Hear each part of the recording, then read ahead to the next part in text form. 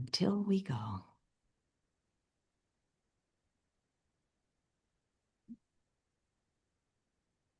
Hey everyone, and welcome to Chef AJ and Friends. I'm your host, Chef AJ, and today is the third Friday of the month, which means it's time for The Doctor is In Q&A with Ron Weiss, MD, where he answers your questions. So get those into us in advance. If there's time, we'll take them from the chat. Best way to do so is join the Chef AJ and Friends community, and your questions go to the top of the queue, or at least send them in to help@chefaj.com. Please welcome back the doctor who is in with a great new haircut, Dr. Ron Weiss. Hi, Dr. Weiss. Hi. Well, Hello, Chef AJ. good to Hello, the hello, dear audience hello, live studio audience, or not out studio, but there live in television audience. land.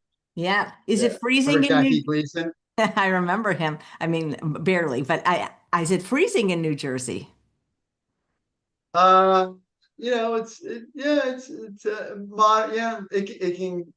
gotten down onto the farms here in the high 20s. Wow, that sounds Yeah, cold. it's par for the course for this time of year. It's like But not terrible.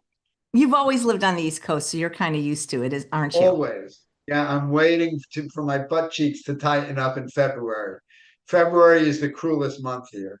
But I have to tell you, AJ, with climate change, it's getting less and less, but still, by the time historically in the middle Atlantic, like in New Jersey, where I've been all my life, you get this weary feeling, at least, like by the mid to end of February, like Valentine's Day, like, oh, it's too much. I can't, why am I living here? Especially like if there's been repeated snowfalls and then like it's so cold that the snow doesn't get to melt and then there's black snow and then it turns from the cars and then the white snow falls on top of it and then that gets black and then it never gets cleaned up. It's a lot. Oh my gosh. Well, I like it warm, and it's too cold for me, and I'm about 20 degrees warmer than you, so it's not for the faint of heart, the cold weather. No. All right. So we've got some questions. Four have been submitted in Yeah. advance, and the first one is from Jerry, and it's about whether or not she should take Fosamax. She says she was diagnosed with osteoporosis, and the doctor wants her to take it, but she's hesitant because of the side effects. Is there a natural way to deal with this? Also, I have Hashimoto's and wanted to start using moringa powder to help my bones, but it might be detrimental to my thyroid since I take levothyroxine. Any words of wisdom on that? Yes. So, it's always nice to think that there's a magic pill, that there's something we could take. It's easy. We could take a spoon of it or a pill of it and we could solve our problems. But it is my experience after 40 years of practicing medicine and maybe 25 years of practicing lifestyle medicine, or 30 years, that it generally doesn't work like that. So, um, just to address the moringa first, I mean, listen, I don't know every study in the world. I'm not familiar with moringa. I know what moringa leaf is from the drumstick tree. I know what it is, but I'm not sure that randomized randomized placebo-controlled trials have been conducted and have shown that this is a thing, moringa leaf. If they are, please send them to me. I will review them, but I'm not aware of it.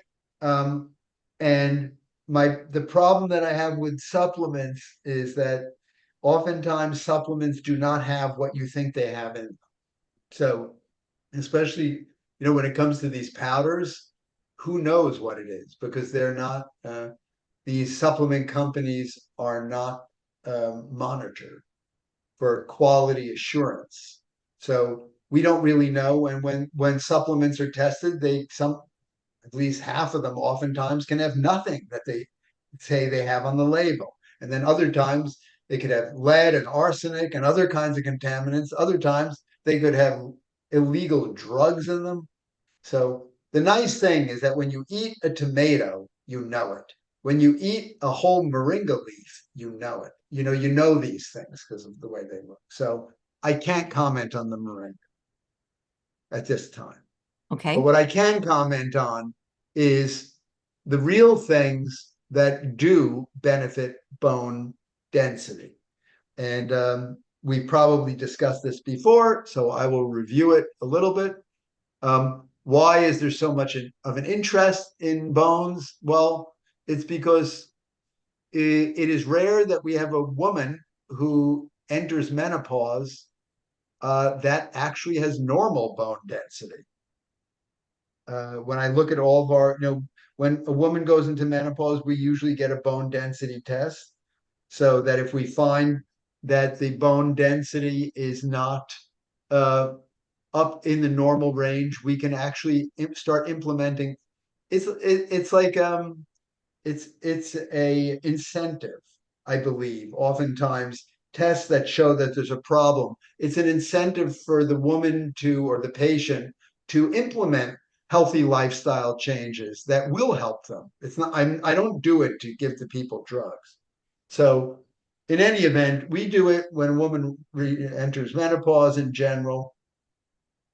And I know the recommendation is to do it at Medicare age at 65, but I don't agree with that because, most of the women we find upon menopause, they have issues of at least osteopenia. And I feel that the sooner you can implement the healthy lifestyle bone building behaviors, the better off you are. Why wait 10 years until your bones go down into osteoporosis rate? So that's what we do. I said most women we do find, I would say in the directly postmenopausal age, we do find that they have osteopenia. If nothing is done with them, they eventually generally get to osteoporosis 10 years later by the time they're 65. So it's worth it. So, what is it that we do?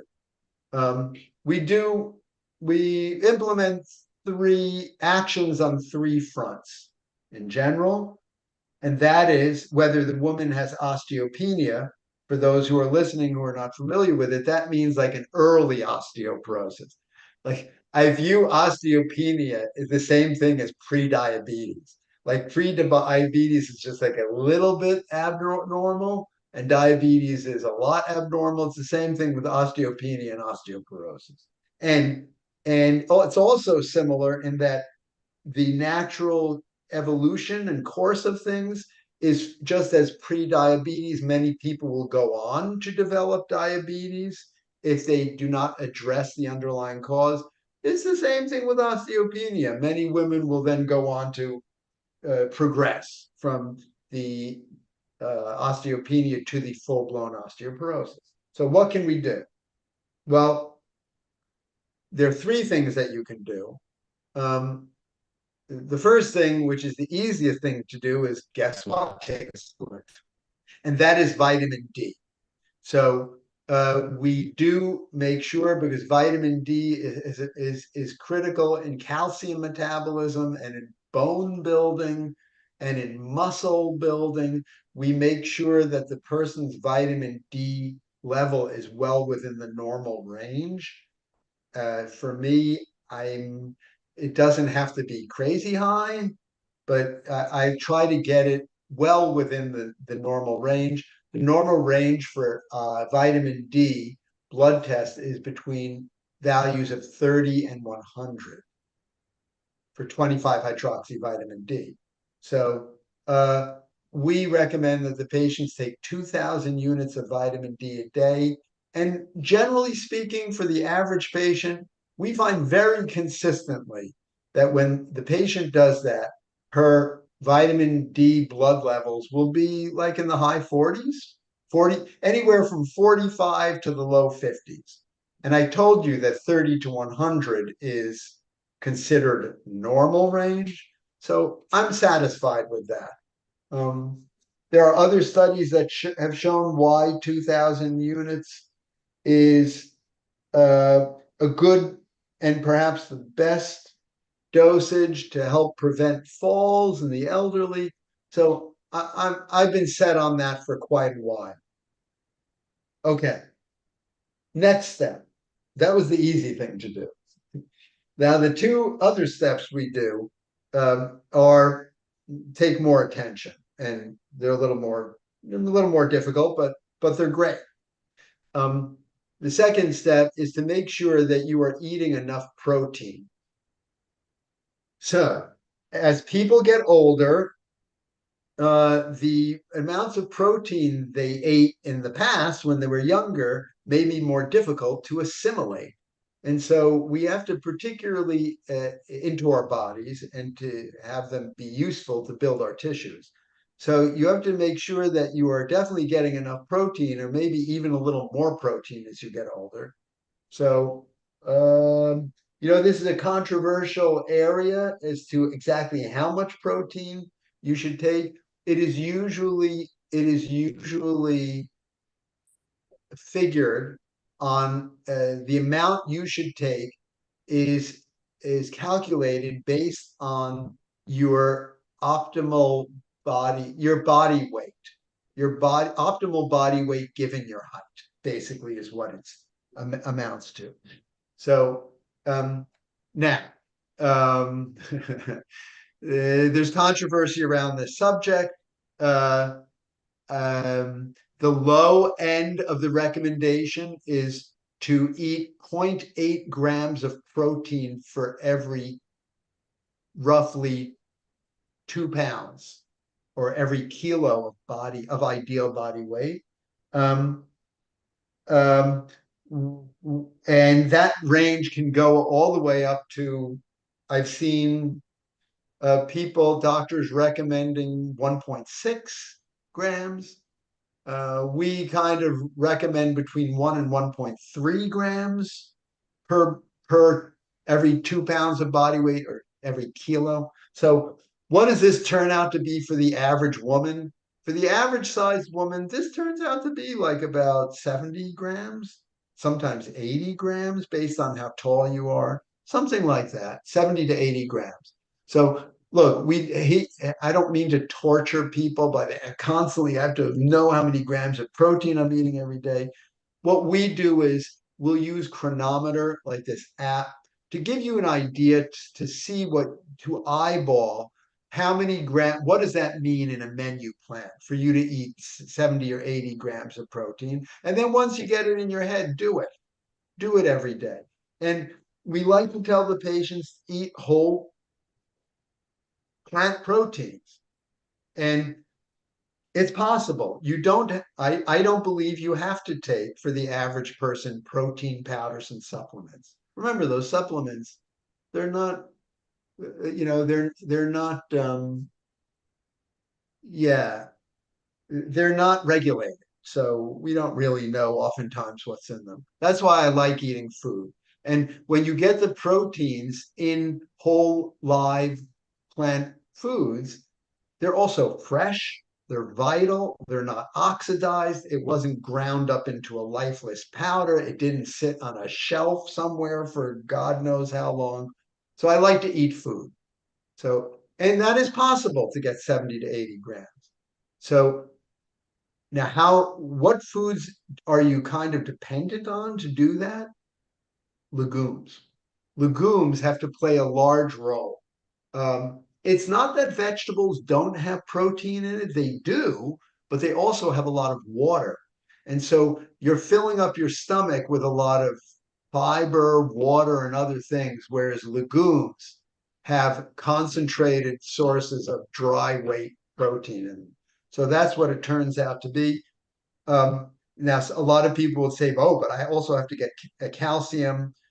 What it turns out to be is, as long as you're paying attention to the grams of protein as far as the legumes are concerned, and legumes, for those who are novices to this field, they are the chickpeas, the lentils, the split peas, all the beans, the kidney beans, the black beans, the navy beans, whatever beans you have, all of those things, the soybeans, they're all legumes. And as long as you pay attention to those foods have so much calcium in them, you don't have to worry about the calcium. Just look at how many grams of protein are you have. Eat eat lots of dark leafy greens every day because they're very healthy for you anyway. You'll get some protein for that, and you'll get a lot of calcium. Don't worry about the calcium. You'll get enough calcium as long as you pay attention to the protein in that minute. So that's what we do with the food. What we do with the last leg is loading. We do loading exercises, and there are two loading exercises that I try ideally to give to women. Now, there are a lot of resistance and loading exercises you can do using your own body weight. I mean, you could go to a gym and you could do bench presses and you could do pulleys on machines. You could do all kinds of things, but but you can use your own body weight, like doing push-ups and planks and all kinds of things like that. You can use hand weights to do things. You can do, you can lift up your own weight on a pull-up bar. So, but the things that have been shown to definitively increase bone mineral density are jumping exercises. When you jump up and you land down and you land and you bear the weight of your body against the floor that's holding you up, and the vibrations from the floor go into your bones and they cause remodeling of the bone. So there are a easy one to do. There are two kinds you could do. One is relatively easy, and it's just hopping. Like like you'd hop on one foot, you can do that 50 times on the right foot, then 50 times on the left foot. And you do that every day. How long could that take? A minute and a half? That's it. You do it 7 days a week, 365 days a year. That test, that exercise has demonstrated to improve bone densities in a matter of 6 months on average. Well, there are a lot of us who may have knee problems or ankle problems or foot problems or back problems, and maybe we cannot tolerate something like that. If that is the case, then I tell those patients to jump on both feet instead of one foot, and do 100 times on both instead of 50 times on one. If you are a candidate who can, I do prefer the 50 on each one because it helps with balance too. But if you may have to work up to it, maybe just do 10 hops on the left and 10 hops on the right, and then do that for a couple of weeks, then do 12, then do 15 every week, maybe add a couple of extra. I ask the patients to do it in front of a mirror so that they make sure their posture is good when they're doing it, and they don't they're not jumping like this out of kilter to one side, because then you're going to hurt your back and your knees and you're going to do other damage. So those are the hopping exercises. And really what you're doing is it's like jumping rope. You know, jumping rope is a great exercise. You could do that. They have ropeless jump ropes you can get for like, I don't know, $15. So make believe you're jumping rope. That's basically what these are. And I would do that. And if you want to expand it beyond the amounts I gave you, it turns into an excellent cardio exercise.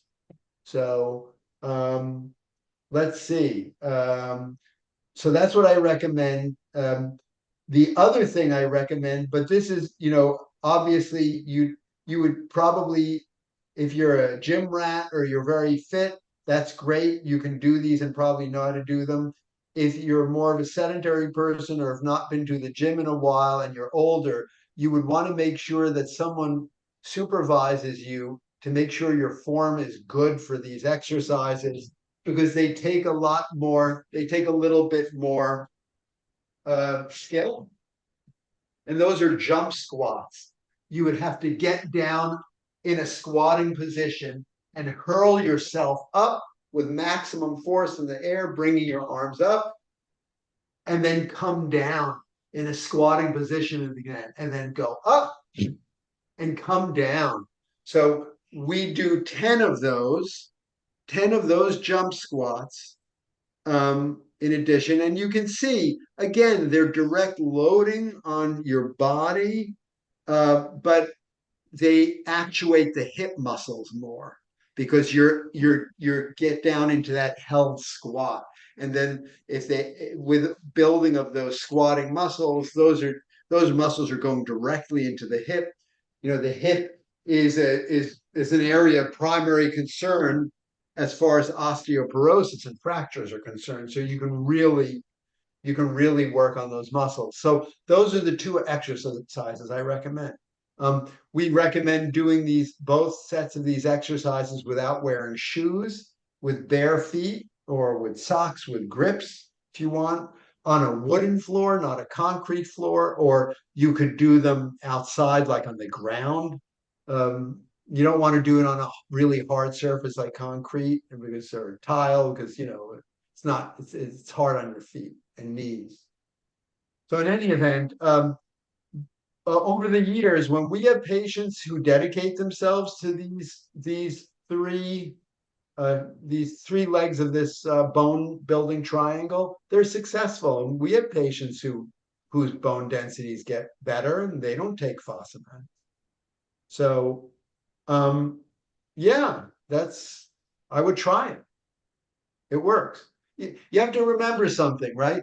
Bones are living tissues. They're not inert rock. It's not made out of stone or concrete.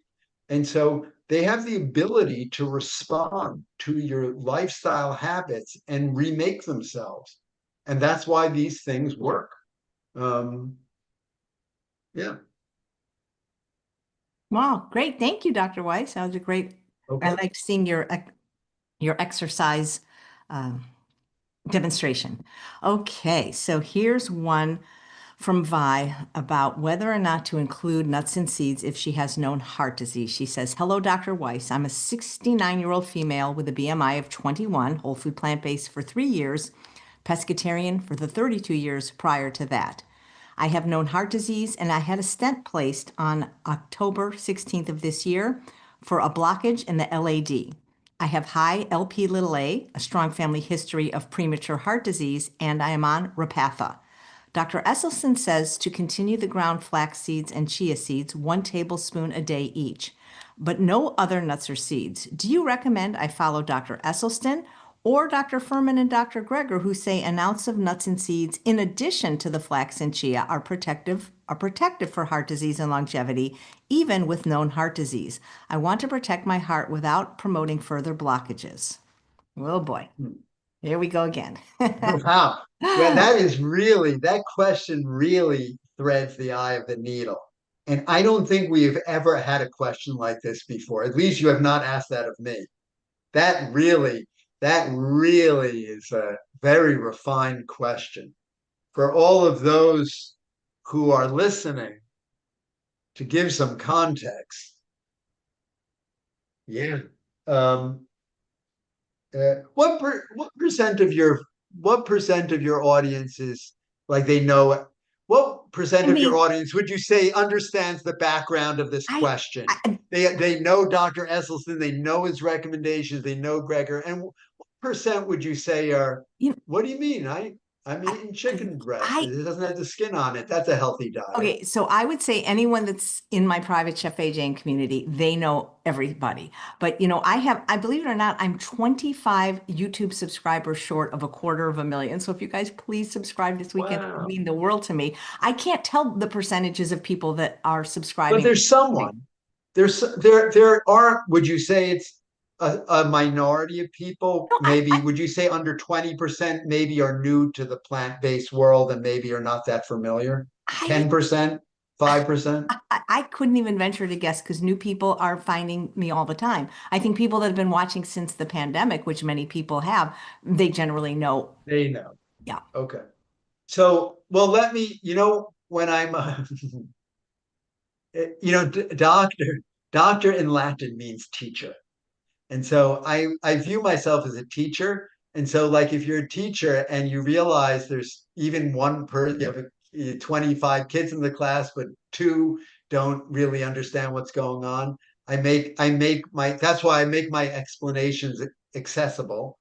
I hope I don't bore people who know everything already, but I try to make them accessible to everyone.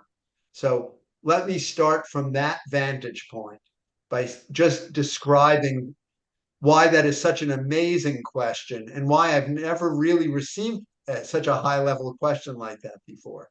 Because really, what it does is that question is getting into the very nitty gritty and tiny little nuances of the plant based whole foods world of medicinal eating. Okay. And how does it do that? Well, Dr. Esselstyn is one of two people that I'm aware of in the world who has done major research to show that if you eat in a certain way, you will reverse your coronary artery disease. Point blank. There's no ifs, whens, hows, buts, maybes. If you do what Dr. Esselstyn is telling you to do, he has hundreds of patients. And I think there was only one failure, but the person was non-compliant or non-adherent, or they were lost. Literally, you're pretty much guaranteed that you will reverse your coronary artery disease. So, what is that recipe? That recipe that Dr. Esselstyn promotes is one of whole plant foods and nothing else. Nothing else, no fish, nothing else that's not a plant. Okay. And the plants have to be whole. They cannot be refined. They cannot, and when I say refined, the number one thing, first of all, they can't be processed, ultra processed. Like you're not eating white bread, you're not eating chips, you're not eating seeds that have been turned into oil. So you can't have oil. You can't have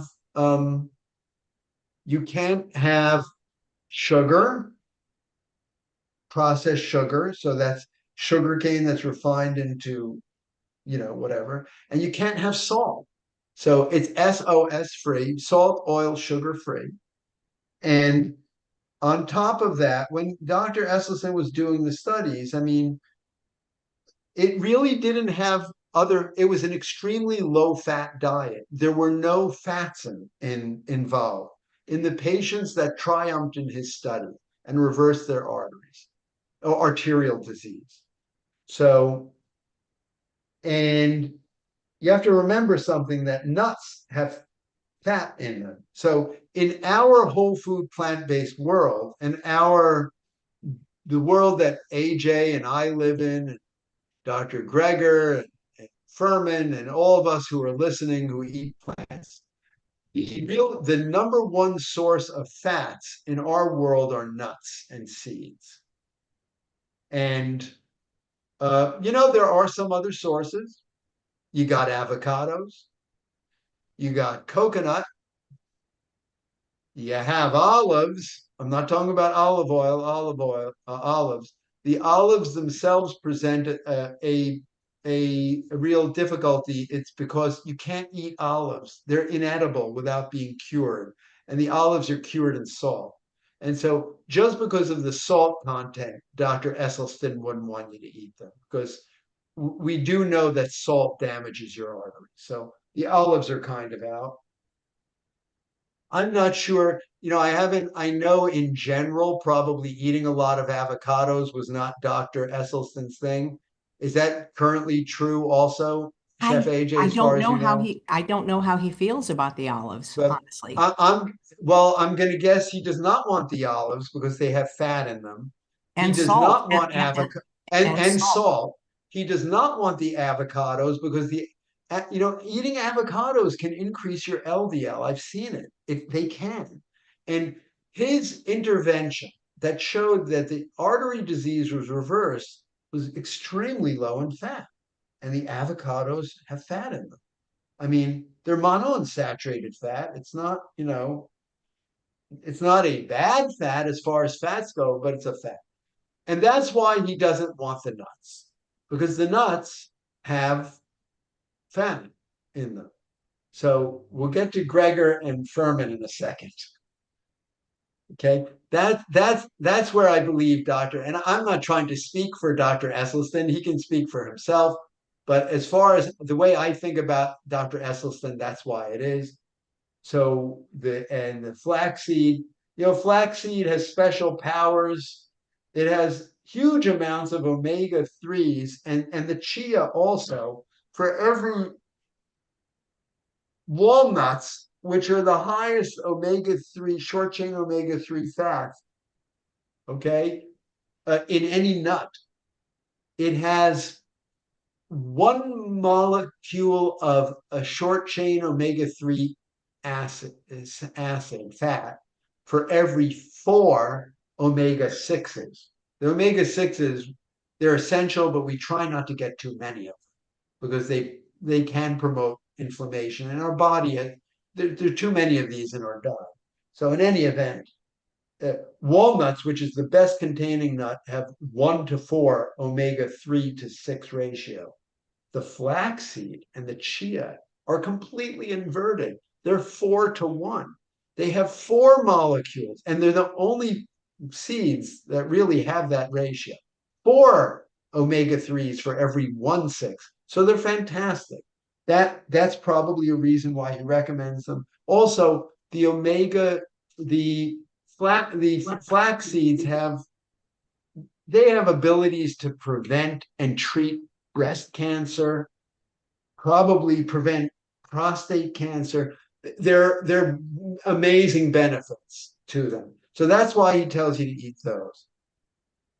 Now, he has fallen short of recommending the nuts to the people who already have heart disease. And that's because the way he conducted his research is the people that he showed could reverse the heart disease were not eating any of those nuts. Now, what happened if Dr. Esselstyn had included people in his research who were eating walnuts and they were very careful and they did everything else he was asking, but they also added walnuts? We don't know. We don't know. I don't know because that's not the way the research was run. And I believe that what I'm saying is, I don't mean to be speaking for Dr. Esselstyn, but in my head, that's what I understand to be the main issue. Since Dr. Esselstyn started off many decades ago proving to us and showing the world that you can reverse heart disease, no matter how bad it is, eating as he recommends, and this is why we recommend this to our patients, there have been other information that has come. And this information, like a lot of it has come from the Adventist health studies, which have hundreds of thousands of people in it. They've shown us that nuts in general, that nuts are good for us. And the more nuts you eat, the more within reason, the more you can prevent death from all kinds of causes. Primary amongst them is cardiovascular events. And I believe that walnuts specifically have been shown to probably decrease specifically cardiovascular events. But those are other studies outside of Dr. Esselstyn's studies. So that's why Dr. Greger and because of those latter things I've described to you, that's why Dr. Esselstyn and Dr.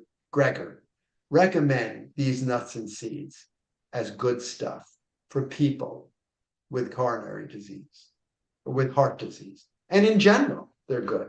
Now, what do I think?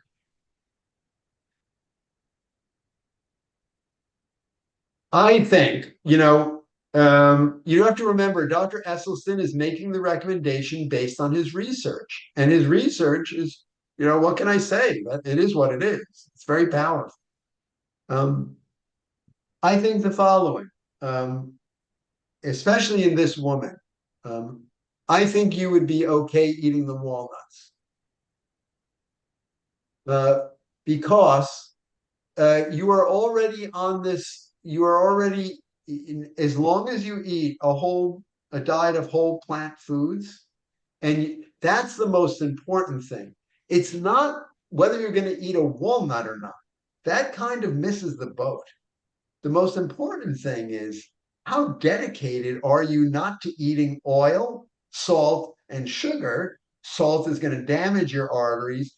Oil, like for example, Dr. Monica Agarwal's study a year ago showed that even eating a little bit, like a tablespoon of extra virgin olive oil, can increase your LDL. Like, how dedicated are you going to be eating a high level whole diet of whole plant foods? And I think that if you dedicate yourself to doing that and not eating other foods that can possibly increase your bad cholesterol, like for example, coconut, which increases it like crazy, as I've witnessed in my patients, and possibly even avocado on a regular basis, although I think once in a while it's okay. Um, I think that you should have walnuts because I think they're helpful. And I would take the seeds. I would eat the flaxseed and I would eat the chia seed. And I think that a handful of walnuts for you is good. The thing you have to remember is you're on this Dr. Esselstyn's patients also were not on the PCSK9 inhibitor, which basically takes the floor out of your LDL cholesterol. So it's not like you're not on other interventions to prevent heart disease. You're already taking it, and that in itself is another matter. So I believe that we do have patients who do come in on these drugs, the Repatha, and they are able to get off of them because they are able to lower their arteries, their cholesterol to very low levels just with food and lifestyle habits. So, in any event, did I answer the question? I think pretty well. Yeah. So that's what it is. It's a complicated answer. It's a maybe a beautiful question. Thank you for asking it. What is the lady's name? What? Vi, like Violet, Vi. Violet. Thank you for asking it. It was great. So yeah, I would I think the walnuts are okay. Thank you, Dr. Weiss. All right. I think we probably have time for maybe just one more question. There's two if you can do it. But the Yeah. next one is from Mary, and she says, Dr. Weiss, is there any way to slow the progression of osteoporosis in both knees? You mean osteoarthritis? Oh, I'm sorry, osteoarthritis. I misread. Sorry about that. Right. Um, that is a really good question too. So so osteoarthritis is degeneration of the weight-bearing surfaces of the joint, in this case, the knees. It's a very common thing as people get older with the passage of time. What is its cause? To this day, it's not completely clear. I have to tell you something. Um, we know one cause can be trauma, like if you have a fracture of the tibial plateau, like if you have a severe injury of the area, like you rip apart your cartilages, if you do things early, generally speaking, people can then develop post-traumatic osteoarthritis. It's thought that people who are overweight, if you're bearing too much weight, you're going over the weight limit, your knees were only and joints were only built or designed to build a certain weight.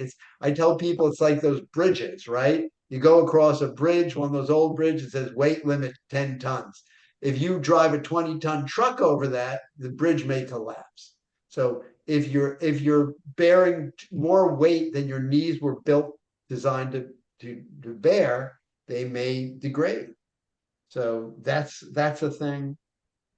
There have even been people who say that there's a certain genetic predisposition. I'm not sure about that. Um, I have found the interesting thing that I have found is that when people come to us with advanced osteoarthritis and they have, quote, bone on bone situation. They have severe pain. Their cartilages are all gone. Their bones are raggedy, basically are very rough and have a lot of osteophytic growth. They're knobby and fluid in their knees, and everything has failed. The orthopedists have injected steroids into their knees. It lasted a little while, and now the pain's back. They have trouble walking. They went to physical therapy. That worked a little bit. It worked somewhat, but now it's back. They injected Synvisc into the knee. It helped them for a year or so, and now the pain is back. And so they've scheduled a surgery for a knee replacement. That's the ultimate, which I believe the question asker, the question poser, wants to avoid. That's why she's asking this question.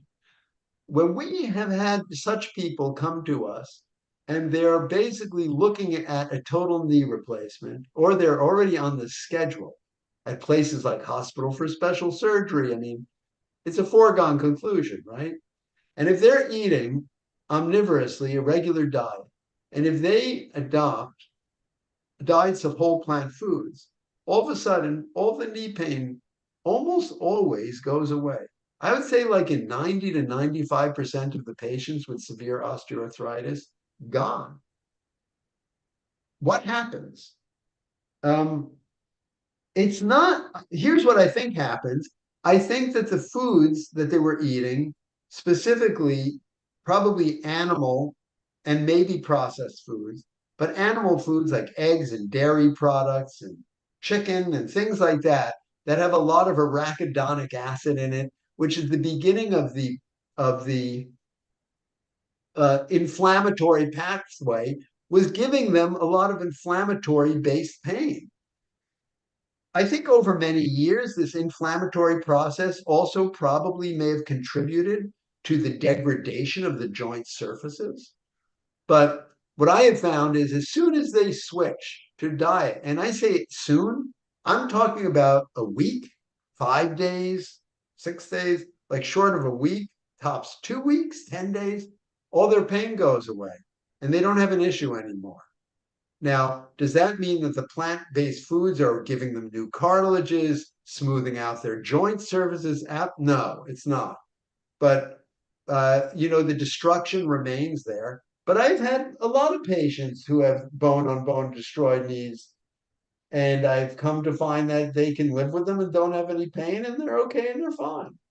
So that's what I would suggest. Eat a high-level diet of whole plant foods. Um, I have had patients who are eating, like I had one today who is a very dedicated whole plant diet, and they did something. They were doing an exercise, and I know this person has osteoarthritis in the knees. And the way they were doing the exercise, they were doing farmers carries, like carrying kettlebells. They were probably walking asymmetrically, and they set off pain in the osteoarthritic knee. And because of that, now I have to send them to physical therapy. I have to like calm that down, re-strengthen the knees. But I expect them to, my expectation is they will go back to their baseline, which is no knee pain. So the bottom line is what I'm telling you is adopt a high level diet, high quality diet. And there are many different qualities of whole plant diets. High quality, whole plant foods, and also go through rehabilitation for your knees, for physical therapy. Do quadricep strengthening exercises. Now, maybe for you, that jump squat that I detailed earlier, maybe that could set off problems in your knees. You have to be careful. Maybe you should have you instead of the jumping on that jump squat, maybe you should just do the squatting portion. Yeah. So that it's not as the loading is not as abrupt on your damaged knees. I think that would probably be better for you. So that's what my advice is. Yeah. Nice. You think you can answer the final question that was submitted in Yes, please. 5 minutes? Because I know you have to get back to Yes, work. I can. This is from Eric. He says, loves the show. He found me during the pandemic. Thanks for watching, Eric. He says, Dr. Weiss, last month you mentioned that eating white potatoes causes an increase in the A1C. Does that include Japanese white potatoes? See, I think those are actually sweet potatoes. I eat one nearly every day, the best. My A1C is normally 5.6 to 5.7, but I want it lower. I've been eating whole food plant-based since 2022. Beautiful question. And I think you are correct, AJ. I think he's talking the only Japanese potatoes I am aware of that which are white. And listen, I don't know every potato in the world. There are probably thousands of different varieties, but the ones I'm a farmer and we grow a lot of them. I'm not familiar with the Japanese white potato. I am familiar with the Japanese white sweet potato, which we have grown. So I think that's what he means. And I don't think the studies were done with that. However, the studies were done with white fleshed potatoes, and they do tend to increase A1C. But However, they you have to increase it. remember something. Can I just ask something? Do they increase it even if it's part of a meal, they say, for example, that includes beans and greens? You know what I'm saying? Do they test it with just, I can't remember exactly the way the study was set up, but let it be a warning to you. Let it be a warning to you that if you have a tendency, like this gentleman, right? He has a kind of borderline A1Cs, that eating a white potato may not be the best thing for you, right? You may want to eat blue potatoes. The blue flesh potatoes have shown not to be do cause that issue. What else could you do? You could you could take the potato, whatever color potato it is, and cool it. After you cook it, you refrigerate it and then eat it after that, either cold or if you want it hot, you can heat it up again. Because we do know that once you look, the problem is with the white potatoes is they have a high glycemic index, which means that they tend to make your sugars shoot up higher immediately after eating them. That's what that means. So cooking that kind of starch and then refrigerating it and then eating it or heating it again and eating it raises the glycemic index. It makes the starch in it more likely to be filtering very slowly to your bloodstream and not make your sugar shoot up immediately postprandially after eating. And that means, guess what? If you keep doing that every day and making sure your post-eating sugars don't shoot up, your A1Cs will go from 5.7 to 5.6 to 5.5, and you won't have to worry about them anymore. So, that having been said, I'm not quite sure this is apropos to this gentleman's situation because we think he may be eating a Japanese sweet potato, which is I think they're called hana, if I'm not yeah, incorrect. well, They there's have different, there are different ones that are like white there's flesh, different ones, cream color but flesh. they're delicious. Oh my God. Oh my God, Well, they're I one of eat my one favorites. every day for They're lunch. so delicious. So what I would so and I have to tell you something. The sweet potatoes, their glycemic index is not low. And we do have people who have, pre-diabetes whose sugars do shoot up after eating that. So what I would do is I would take your Japanese sweet potato or whatever it is, eat it, and then check your blood sugar. You can for $99, you can get yourself over the counter a continuous glucose monitor, see what it is. If you eat this, and why don't we do an experiment with this young gentleman? Eat a boiled white potato, eat the Japanese sweet white potato, eat like different other kinds of blue potato, eat like a pile of kidney beans, eat these different starches. That's the only thing you eat, and check your sugar immediately afterwards and see what it's doing to you. And then maybe what you can do is you can do all of those once again, cook them all, then refrigerate them, and then heat them up and eat it, and see if it lowers your post eating sugar. And what I like to do is I like to tell the patients to take 2 sugars postprandially. Take eat the item in like 15-20 minutes, then take a sugar 1 hour later and then 2 hours later and see what they are. Wow, that's great. Thanks so much, Dr. Weiss. This was great. You got to all the questions. Yeah. Okay, well, thank you for having me today, Well, AJ. absolutely. So you got any big Thanksgiving plans? Are you cooking? No, we're going to my sister-in-law's house, and I may sometimes we make an apple pie with the kids. I may do that. But how about you? I'm having about 30 people over. Ah, It's going to be delicious. I that sounds wonderful. wish you could. Is it a potluck or are you cooking everything? It's potluck, but I kind of provide the main. The staples, Yeah, the, like I the make sure that main. I have the main and I make sure I have the dessert. So, yeah. Well, Because some people just we think have so much to be thankful for, AJ. absolutely. And I feel grateful that I am even just looking at you, Oh, thank you, Dr. Weiss. And I'm thankful. looking at you a week before Thanksgiving 2025, Yeah. and Looking at you you. look so great. And Well, thank and you. and Oh, I appreciate that. and I'm Looking at grateful for the journey of these past year or two. Not, well, not that, yeah, not that everything happened, but that you're succeeding and surviving and that's right. and thriving. Thank you, And Dr. I'm grateful. Oh, thank you, Dr. Weiss. And thank you to the Okay, my audience. friend. And guys, I'm now 24 subscribers away for 250,000. Just subscribe. Thanks so much, Dr. Weiss. Happy